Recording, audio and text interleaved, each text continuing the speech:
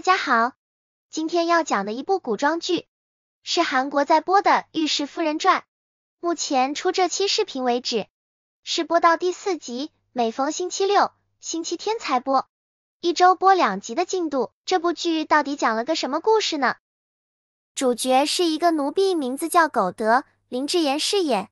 他从小就是金洛水老爷家昭惠小姐的侍从，一直毕恭毕敬，用心伺候小姐。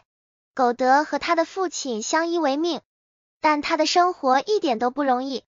他的母亲当年生病，这家主人非但不救治，甚至直接把他母亲丢到外面，任其自生自灭。这件事在苟德心里埋下了仇恨，也让他有了一个梦想，他想拼命赚钱，带着父亲逃到海边的小渔村，过平静的生活。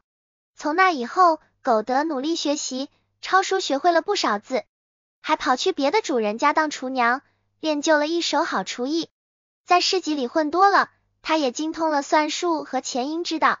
除此之外，逃跑的本事也练得炉火纯青。为了赚外快，他经常翻墙溜出去干活，回家再伺候那个蛮横无理的小姐。有一次外出时，苟德偶然遇到了一个写戏文的艺术青年，名叫千成辉，邱英宇饰演。苟德随口一番话，就让千成辉重新燃起了写戏文的动力。但苟德的生活依然艰难，昭惠小姐人品极差，不仅让他到夜巷，还威胁要打断他的腿，逼他跪着都得伺候自己。这让苟德彻底死心，下定决心一定要带着父亲逃离这个魔窟。不过意外还是发生了，昭惠小姐发现苟德和千成辉之间有点关系，当晚就打得苟德和他的父亲重伤。忍无可忍的苟德奋起反抗，连夜逃跑。但在逃跑途中，他和父亲走散了，苟德被一家开旅店的老板娘收留。正当他以为生活有所转机时，却遇到一对清朝回国的妇女。这对妇女对苟德非常好，但不幸的是，他们被匪徒残忍杀害。最后，这对妇女的家人找到苟德，救下了奄奄一息的他。面对这家好心人，苟德没有隐瞒自己的身世。令人意外的是，这家人不仅接受了他，还让他成为了2班小姐玉太英。从此，他不再是一个卑贱的奴婢，而是以全新的身份开始了新的人生。但这仅仅是故事的开端。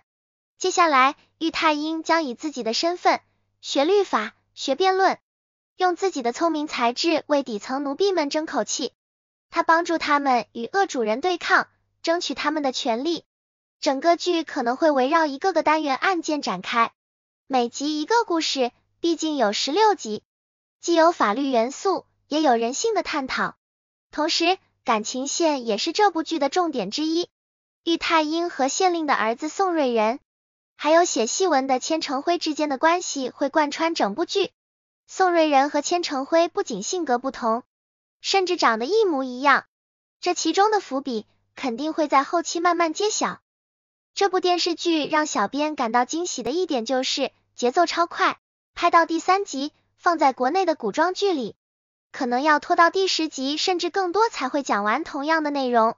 而且这部剧每集的时长是1个半小时，信息量非常大，但完全没有拖戏的感觉。对比起韩国本土那些常见的灌水大妈剧，通常得拍到120集，等到最后的10集才揭晓真凶，惩治坏人。对比起来，这节奏实在太良心了。女主林智妍也让人期待，她之前在《黑暗荣耀》里饰演那个让人咬牙切齿的恶毒女配，演技相当亮眼。另外，2014年她和宋承宪合作的电影《人间中毒》中，甚至有全裸演出，也成为当年的话题人物之一。再说到这部剧的主题，韩国的古装剧大部分都会围绕2班贵族官员和底层奴隶展开，不同的身份、不同的待遇、369等的等级划分，甚至连死也不能平等。这些现实的社会不公通常会成为剧情的核心，透过一桩桩悲剧带给观众怜悯和反思。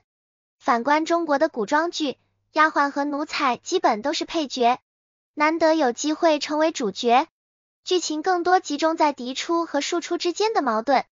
坏人设定也比较固定，要么是贪财的官员，要么是谋反的皇族世子，或者狠毒的后妈、继母之类。而中国古装剧的主题也往往是从宅院小仇写到家国大仇，像社会等级制度的不公这些问题反而很少涉及。